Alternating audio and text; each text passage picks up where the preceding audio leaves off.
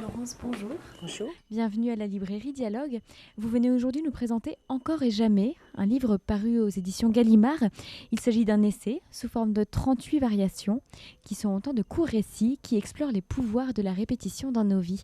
Alors tout d'abord, d'où est venue votre envie d'explorer ce thème de la répétition et ses multiples déclinaisons ? En fait, c'est venu de la constatation que dans ma vie personnelle, il y avait beaucoup de répétitions.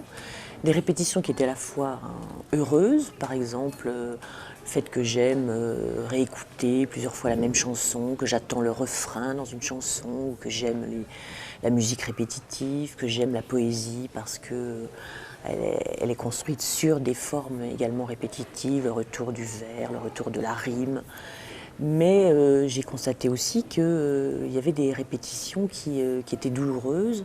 Et en particulier, ce qui a peut-être été le point de départ de l'idée de ce livre, c'est quand j'ai constaté qu'il m'était arrivé à moi des choses très dramatiques qui étaient déjà arrivées exactement dans les mêmes circonstances à ma mère ou à ma grand-mère.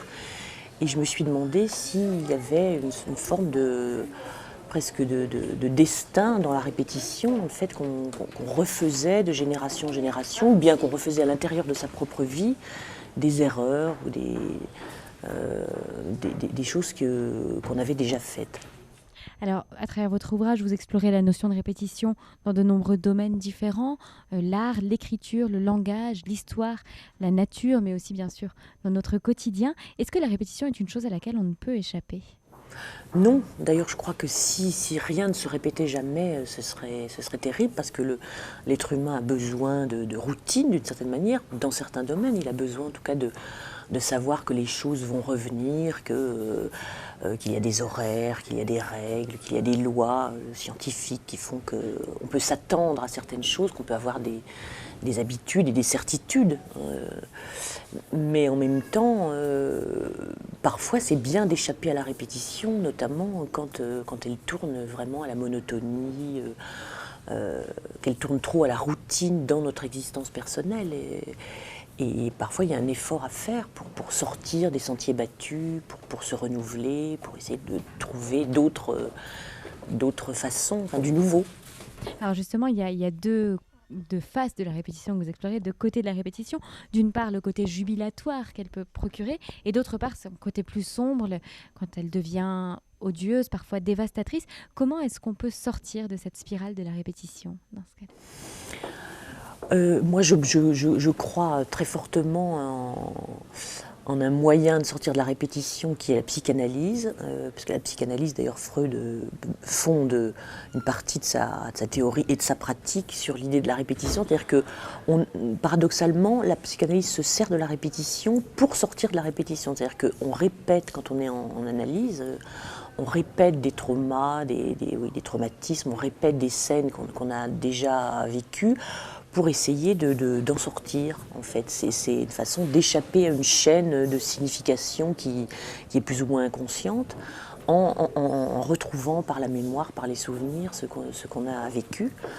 Et puis sinon, il y a évidemment l'art, qui est toujours une façon d'échapper à la routine mortifère, parce qu'on cherche des formes nouvelles, on cherche toujours du neuf, une façon singulière, au fond, de vivre, de s'exprimer. Et pourtant, la répétition a ce côté aussi jubilatoire, ce côté de la rime qui revient, dans la poésie, du rythme également qui revient. D'où ça vient pourquoi est-ce si jubilatoire ce mot ? Oui, c'est assez curieux parce que l'art, en effet, c'est une façon d'échapper à la répétition, à la monotonie de nos vies, et en même temps, l'art est très fondé sur la répétition. Il n'y a qu'à voir les peintres, les séries de Matisse ou les peintres qui traitent très, très souvent le même sujet, les cathédrales de Monet.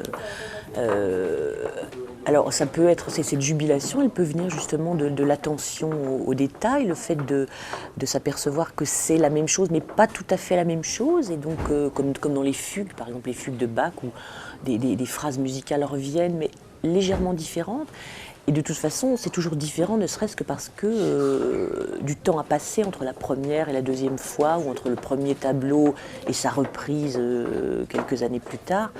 Donc la jubilation vient de ce que c'est précisément une variation. C'est-à-dire qu'il y a du même, donc quelque chose qui nous rassure parce qu'on connaît, et en même temps de l'autre, parce qu'à l'intérieur de cette répétition, il y a de la variété. C'est ce que j'ai appelé les variations, c'est ce qu'en musique on appelle les variations, à la fois c'est du même et de l'autre, donc du connu et du nouveau. Alors vous choisissez d'intituler votre livre « Encore et jamais ». Pourquoi ce titre et pourquoi jamais ? Alors encore, donc parce que c'est ce que demande celui qui aime la répétition, encore.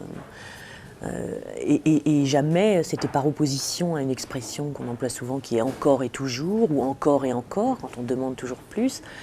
Mais cette série répétitive, jubilatoire, est forcément limitée par un jamais, qui est celui de la mort, dont le philosophe Jean Kelevitch dit qu'elle est la seule chose qui ne se répète pas, qui s'improvise une seule fois et pour toujours. Et en effet, on ne peut pas répéter sa propre mort, ni au sens théâtral, ni au sens où on pourrait mourir plusieurs fois. Et donc c'est ce qui vient arrêter la répétition. Mais en même temps, je ne voulais pas, dans mon livre, je l'appelle Encore et jamais, mais je ne voulais pas terminer sur cette idée du jamais, le grand jamais, comme dit Rabelais en parlant de la mort. Donc j'ai fait plutôt un dernier chapitre qui s'appelle Ressusciter, sur cette idée que, d'une certaine manière, même si évidemment nous sommes tous voués à la mort, l'art permet de ressusciter tous les jours. Et l'écriture notamment, en ce qui me concerne.